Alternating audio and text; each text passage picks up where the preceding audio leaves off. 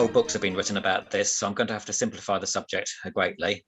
I'll try to take us up to the end of the First World War and with a brief epilogue to the start of World War II, if there is time. So the two world wars greatly accelerated the pace of technological development. People think of World War II as the technological war, but arguably the leap was even greater in World War I. At the beginning of that war, there were only the beginnings of a system of operating seaplanes or balloons from ships, and aircraft, that's to say aeroplanes, could barely carry the weight of an observer with a tiny bomb load. Operating land planes from ships was barely more than a stunt. By the end of the war, however, the first aircraft carrier, as we know them today, HMS Argus, was in service, more or less in the configuration that all the later carriers adopted, and shipborne aircraft had wrought serious damage on the enemy.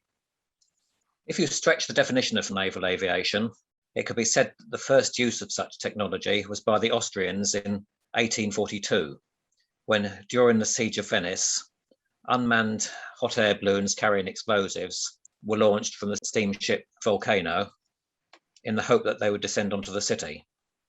Unfortunately, the wind changed and they very nearly fell back onto the ship. The American Civil War saw the first use of tethered balloons for observation purposes. This was from land, but the United States Army did employ the first vessels specifically for aviation requirements. In August 1861, they purchased a coal barge that could be towed along the Potomac River, carrying an observation balloon between balloon bases. This vessel was named George Washington Parke Custis. This photo is of a model which is in the Mariners Museum in Newport News, Virginia. They did also adapt a couple of self-propelled steamers to carry balloons, one, the USS Fanny, being captured by Confederate forces.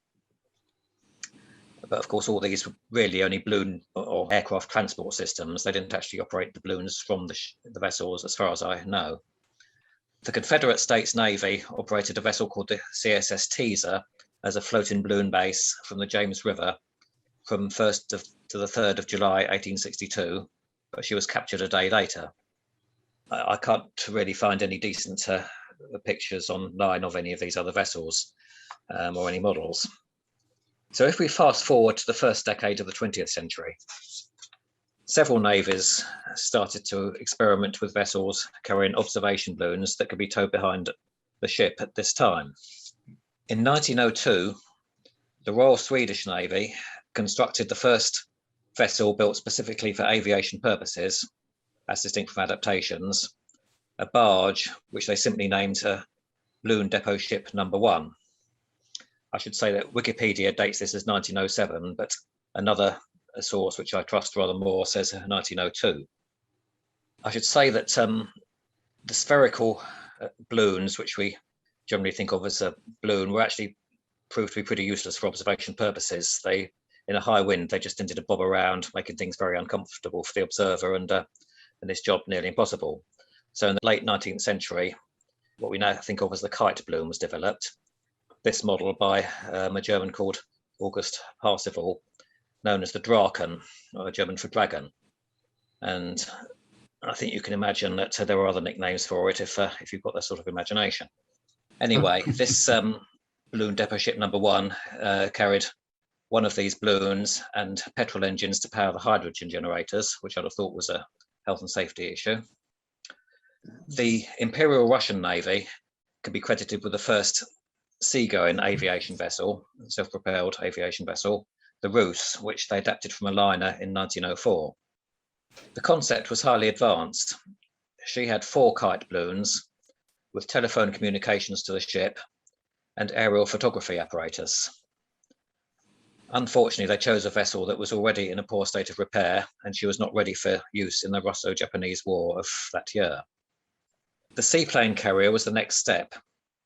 These were vessels that could carry seaplanes that were lowered into the water by derricks to take off and retrieved also by derricks from the sea. Their history overlaps with the aircraft carrier as we know it, so I will deal with them first. By seaplanes, I normally mean float planes. Strictly speaking, a flying boat is also a seaplane. And anyway, at the time, they were usually called hydro aeroplanes. The French vessel Foudre was the first vessel to be modified for seaplane operations. She was built in 1895 originally as a mothership to carry small torpedo boats.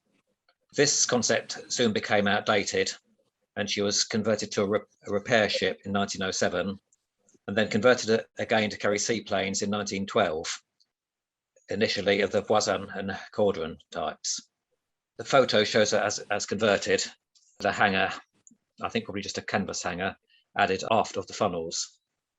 Admiral Bouet de la Peyrère was the driving force behind this project, and one of my sources suggests that he was the first air-minded admiral in any navy. Unfortunately, the French never really capitalised on this lead. They failed to develop the relationship with aircraft manufacturers that the British had, or get much support from their government.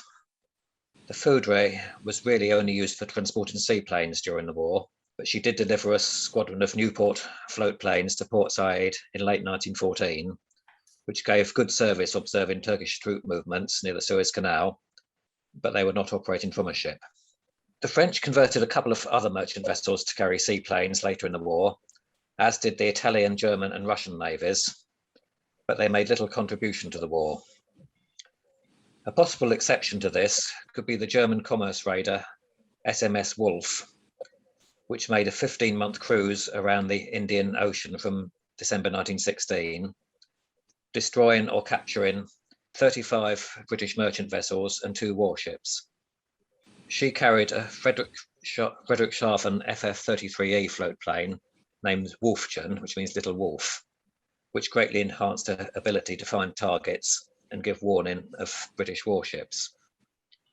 I think this photo was probably taken after Wolf arrived back in Germany, because apparently during the cruise, the seaplane didn't carry any markings.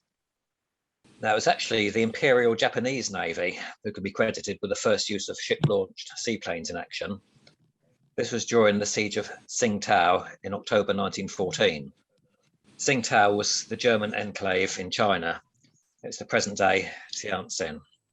So they launched French-built Farman seaplanes from a converted merchant vessel, the IJN Wakamiya. This painting is by the American artist Russell Smith. Russell Smith is a very fine artist. I've got several of his prints of his work on my walls. It shows the Japanese Farmans being chased by the only aeroplane that the Germans had in Tsingtao, a Rumpler Taube, flown by Gunther Pluschow, a very well-known airman. I'm a little dubious whether they would have been flying all 4 of the Farmans in close formation like that, and also whether Pluschow would have got this close to them. He does say that he blazed away with his pistol at one of them. Notice, of course, no markings on any of the aeroplanes, which would have been the case at the time. So anyway, to backtrack a little and introduce the flying of land planes from ships, the Americans tried this first. In September 1910, the US Navy Department designated Captain Washington Chambers to deal with aviation issues, and he rapidly authorized the building of a ramp over the bows of the carrier USS Birmingham, and procured a civilian stunt pilot, Eugene Ely, to make the first takeoff from this contraption. Ely achieved this on the 14th of November 1910 in a Curtiss aeroplane by the skin of his teeth, as we can see. It's definitely what we call in aviation circles, called a squeaky bum moment. Although, of course, to be fair, the ramp is angled downwards, so he was expecting to plummet as soon as he left it. The aircraft did actually brush the water before he was able to climb away. On the 18th of January 1911, he then made the first landing on a ship on a platform over the stern of the USS Pennsylvania. But it has to be said that the ships were stationary in harbour during these tests. Landing on a moving ship with the turbulence around the superstructure was to prove much more hazardous, as we shall see. The Americans did continue with naval aviation development, but at a much more leisurely pace than the Europeans, and we're going to have to leave them out of the story from now on. I must apologise if the rest of this talk appears somewhat Anglo-centric.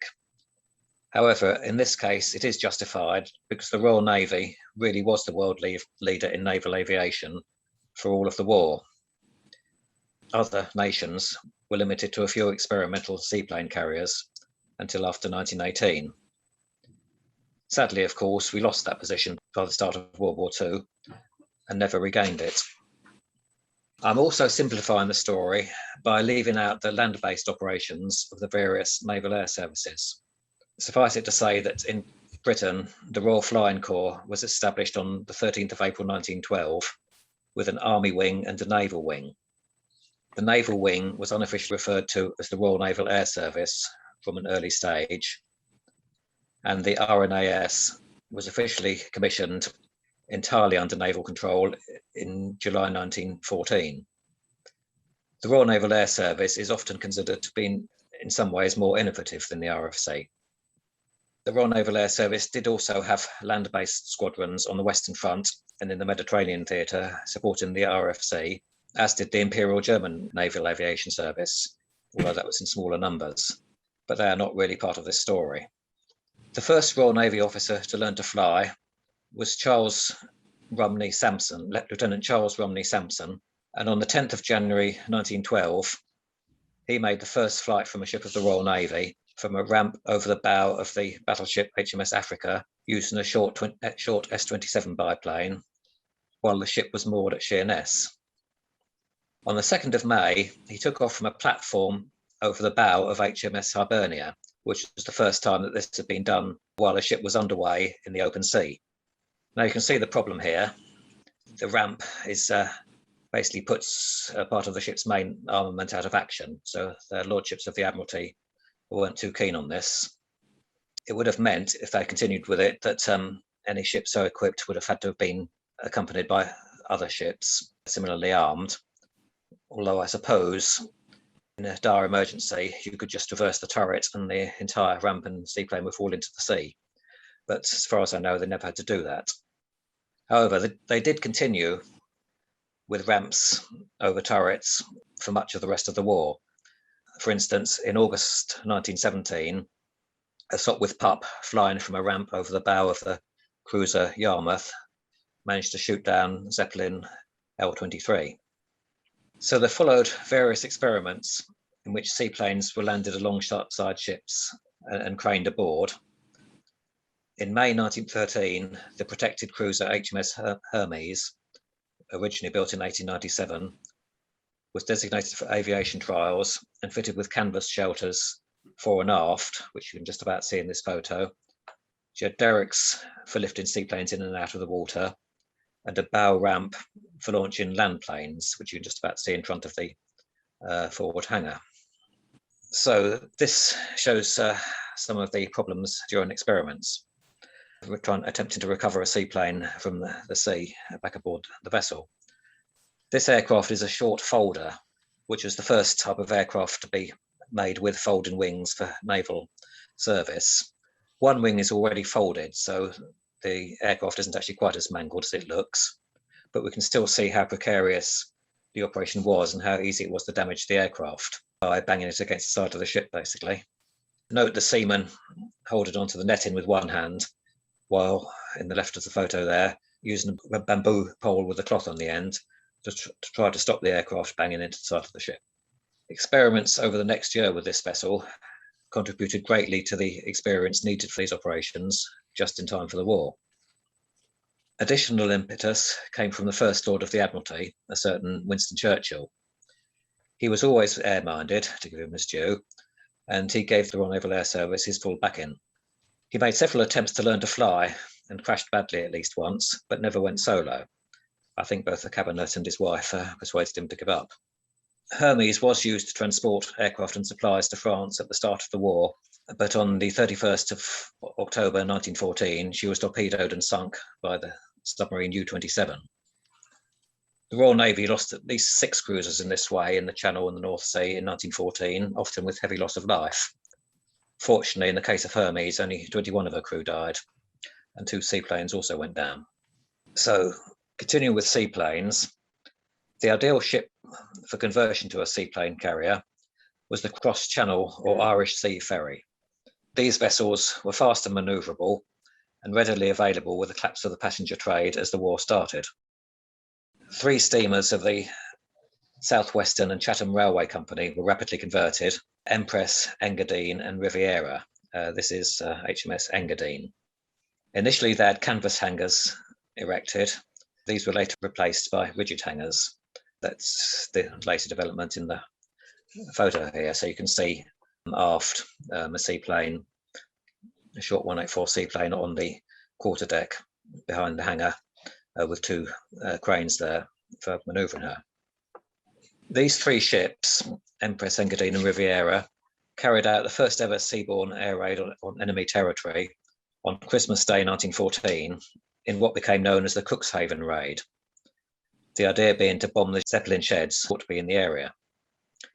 This concept was already proven. A couple of months earlier, Zeppelin Z9 had been destroyed by bombing in its shed at Antwerp by Reginald Merricks, who was a naval pilot, but he was flying from land.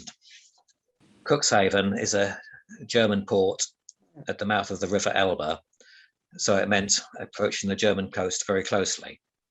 The carriers obviously had an escort of cruisers and destroyers. The seaplanes were all various types of short, which was the principal supplier of seaplanes to the Royal Navy at the time. The three carriers each launched 3 seaplanes at dawn, so 9 in all. The engines of 2 of these could not be started. The other 7 continued on their way. It was a foggy day. They totally failed to find the Zeppelin sheds, which actually were several miles inland at Nordholz. So they dropped their bombs, doing very little damage. One pilot attempted to bomb a cruiser in the harbour, but missed. At that date, the bombs were converted artillery shells of only about 20 pounds, so again, wouldn't have done a lot of damage. 3 of the seaplanes managed to return to their carriers and were retrieved. 3 others opted for Plan B, which was to land close to a submarine stationed just off the coast. The crews were taken aboard, but the seaplanes had to be scuttled. The 7th aircraft was reported missing, but it turned out that the pilot had been picked up by a Dutch fishing boat.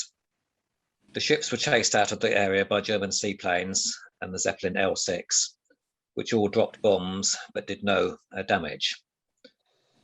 This is a rather fanciful artist's impression from a few years later, so I wouldn't lend too much credence to it. So the raid achieved very little, but it was an important learning experience. Several more such raids were carried out over the next few years, which again we haven't got time to go into now. HMS Engadine also took part in the Battle of Jutland on the 31st of May 1916. She launched a seaplane, a short 184, that reconnoitred the German fleet, but the seaplane's wireless failed, so it was unable to bring back information soon enough to make much difference. I will mention one other seaplane carrier, HMS Ben-my-Chree. She was a converted Isle of Man ferry. The name Ben-my-Chree is Manx Gaelic for Woman of My Heart, or something to that effect. So the next photo is the model of her, which I've been working on for an inordinate length of time, still not complete. Briefly, she served in the Mediterranean from mid-1915, first supporting the Gallipoli operation, and then as part of the Egypt and East Indies seaplane squadron based at Port Said. She made numerous raids on Turkish territory using her seaplanes and by shelling from her guns, as well as artillery spotting for both land-based and land-based artillery and naval monitors. She normally carried 2 short 184 seaplanes, which were very large aircraft for the day, developed from early short types to be capable of carrying a lightweight torpedo. These aircraft, and this model I'm showing here is one of them, they had folding wings to enable them to fit into the hangar. It still must have been a very tight fit, if I've got the scale right. She also carried 2 Sopwith-Schneider seaplanes, or Sopwith Babies, which were an improved version of the Schneider. These were very small single-seaters. The wings were completely removed for storage. So this shows a short 184 dropping a torpedo. This is clearly under test conditions. She's dropping the torpedo in a flat calm. In rougher seas, it was found that torpedoes had to be dropped directly into a trough in between the waves, and preferably so that they entered the advance in front of a wave. If they hit the crest of a wave, they would be knocked off course. So air launching torpedoes was always easier said than done, even throughout World War II. The torpedoes, which they were using in the Mediterranean, were developed for launching from small picket boats.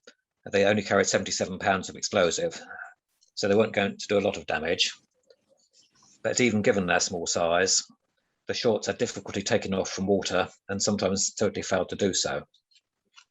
Nevertheless, on the 12th of August 1915, a short 184 flown from Ben-my-Chree by Lieutenant Charles Edmonds torpedoed a Turkish merchant vessel, the first time that this occurred. At least this is what history books say. There was certainly an explosion, but it is not at all clear which ship it was and whether it actually sank. Historians haven't really been able to identify the ship. 2 more such attacks were made over the next few days. One of the targets was reported as a ship that may have been a barge. Nevertheless, it was still a historic event, especially considering the constraints of the day. And perhaps I should add that, again, contrary to what some books say, it wasn't the only torpedo attacks of the war. The Germans actually made attacks on British shipping in the Channel and the North Sea in late 1917, using the seaplane or floatplane version of the Gotha bomber. With fairly limited success, they didn't carry on with it. Ben-my-Chree continued to serve in the area, latterly commanded by Charles Sampson, who we mentioned above, until 9th of January 1917, when she was sunk by gunfire from a Turkish shore battery, fortunately without loss of life. By this time, it was apparent that although seaplane carriers had proved useful, they were not the way forward.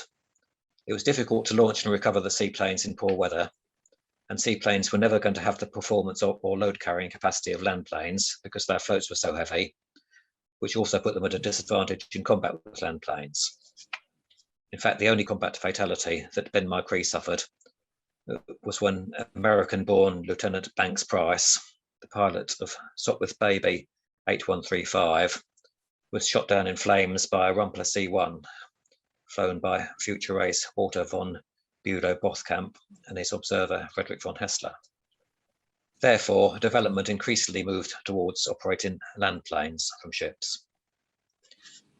Very briefly, though, one other technique that was experimented with was to launch aircraft from lighters towed behind ships. There is an article on the restoration of one of these lighters, H-21, in the latest edition of the Midwest Model Shipwrights Journal. The greatest achievement of this technique was on the 10th of August 1918, when a Sopwith Camel, piloted by Lieutenant Stuart Cully, took off from the lighter H5, towed by the destroyer HMS Redoubt, climbed to 18,000 feet and shot down the Zeppelin L-53, which was the last Zeppelin to be shot down. He managed to get back to the lighter. Some accounts say he managed to land back on it. I'm slightly dubious about that. But in any case, the Camel was recovered because it is the one that is now in the Imperial War Museum in London. But obviously, the whole technique was only ever going to be a stopgap solution. So to go back to 1917, the development of what we now know as the aircraft carrier initially centered on HMS Furious. This vessel started out as one of the strangest and most ill-conceived that the Royal Navy ever had. She was originally classed as a battle cruiser, then redesignated as a large light cruiser. With a length of 785 feet, she was longer than the battleships of the day, and at 19,100 tons, very nearly equaled their displacement. Essentially, she was a fast monitor with a shallow draft and a main armament of just 2 18-inch guns in single turrets, which were the largest guns ever fitted in a British ship. The Admiralty was persuaded to build her by Jackie Fisher, the first Sea Lord at the beginning of the war, who intended to use her and her near sisters, Courageous and Glorious, for bombarding German defences in a land invasion of Germany's Baltic coast. The details of such a plan have never been found, if they existed at all, and the difficulties can easily be imagined. The 3 ships would have been useless against other ships, so Furious was quickly selected for trials in the use of aeroplanes. Initially, only the forward gun was removed before the ship was completed, and the platform was built from the superstructure to the bows, with a hangar underneath it, so the low of the drawings which had just appeared. During 1917, trials were carried out with Sopwith Pups by a special unit led by Squadron Commander Edwin Dunning. Taking off from the platform, this platform while the ship was steaming into wind was found not to be a problem. Landing, however, was another matter. The aircraft would have had to fly alongside the ship just above stalling speed, then side slip in front of the superstructure, which would be producing considerable turbulence, and drop down onto the deck, where mechanics would grab the plane by hand as it settled. Dunning achieved this on the 2nd of August 1917, but 5 days later he was drowned when his pup went over the side while attempting another landing. Subsequently, the aft main gun of Furious was also removed, and a landing platform built after the superstructure, which it was hoped would be safer to land on. This was the appearance of the ship for most of the rest of the war, including during the Tondern raid, which I shall talk about later. The ship was recommissioned in March 1918 in that form, and trials continued landing pups and a naval variant of the pup known as the Beardmore SP3 on this after deck. So count the health and safety issues in this photograph. The idea was to land and be caught by the netting, which you can see just in front of the aircraft. The turbulence from the superstructure continued to be a problem.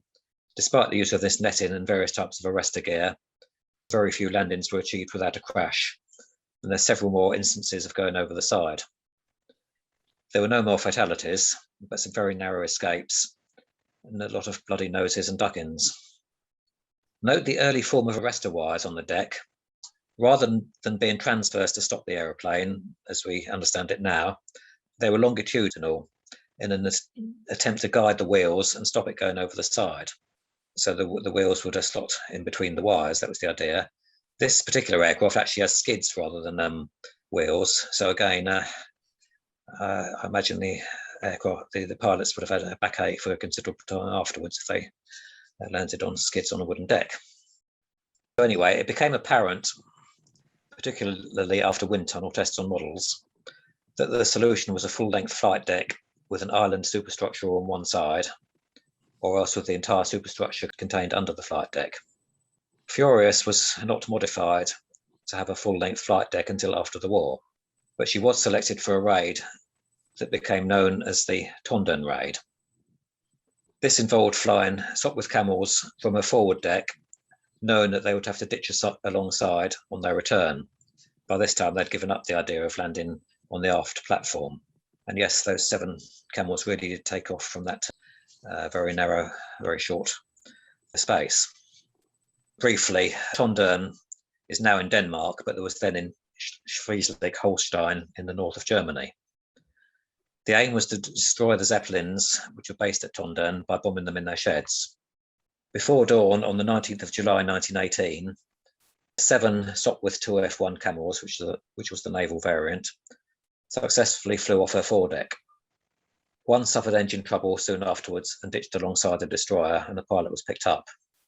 The other 6 bombed the Tondern base, destroying the Zeppelins L-54 and L-60 in their shed. This was certainly the most destructive raid carried out by shipborne aircraft during the war. 2 of the Camels got back to the fleet, ditched, and the pilots were picked up. 3 landed in neutral Denmark, and the pilots were interned. But sadly, one pilot, 19-year-old Toby Hewlett, did not return. His body was washed up on shore, and he was buried by the Danes. For the sake of completeness, this is pretty much the final appearance of Furious, the photo taken in the 1930s.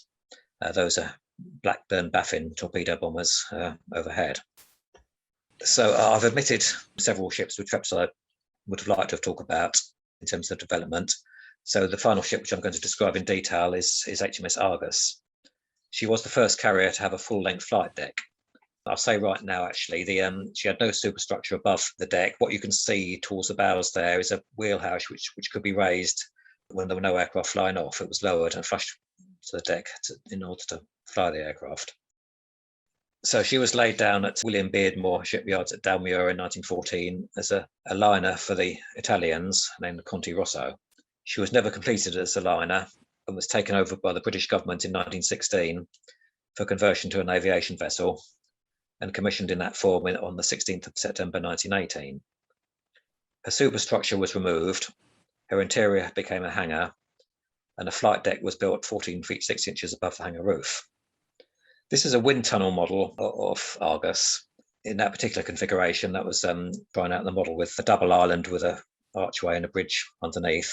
Other tests were carried out, obviously, with either no superstructure or islands on one side or the other. In the end, the single island superstructure that we know today was arrived at. In late 1918 to early 1919, Argus was tested with a dummy island, which was never pursued in her case.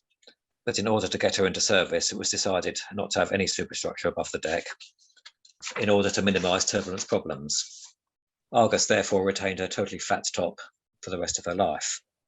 This is my model of Argus, also in 1 in 500 scale. That's a stop with 1.5 strata on her deck. So that model is about the model of the aircraft is about 1 centimetre in length and wingspan.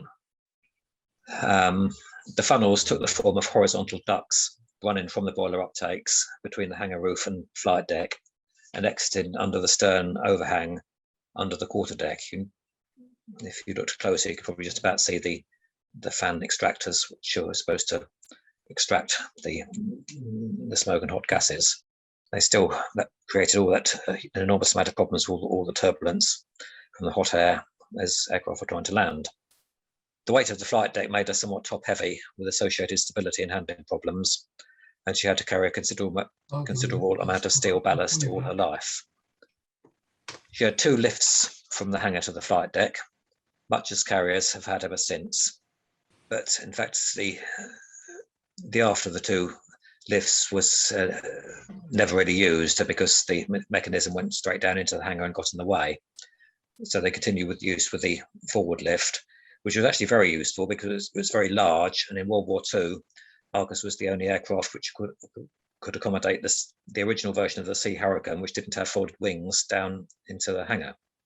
The aft end of the hangar exited through roller doors onto the quarterdeck so that seaplanes could be moved out from there and lifted in and out of the sea by the 2 cranes. There was a bridge with a steering position in the normal place. You can just about see the bridge wings there. But as this was under the flight deck, the view was obviously severely limited. So the deckhouse that I mentioned earlier could be raised up above the deck when the aircraft were not operating. But as there was an expansive flight deck all around it, I wonder how good a view of the sea it provided. And presumably they had to station lookouts on each bridge wing whenever the ship was underway. So the first ever deck landing on a full-length carrier flight deck was achieved on HMS Argus on the 1st of October 1918 by Sopwith 1.5 strata F2211, flown by Lieutenant Colonel, later Vice Admiral, Richard Bell Davis, VC DSO. Again, you can see the fore and aft arrestor wires and hooks under the undercarriage spreader bar of the aircraft in this photo. I haven't reproduced them on the model because I think at that scale it would have been just too difficult. Amazingly, both Furious and Argus served throughout World War II and survived. They were the only pre-World War II British aircraft carriers to survive the war, or survive World War II.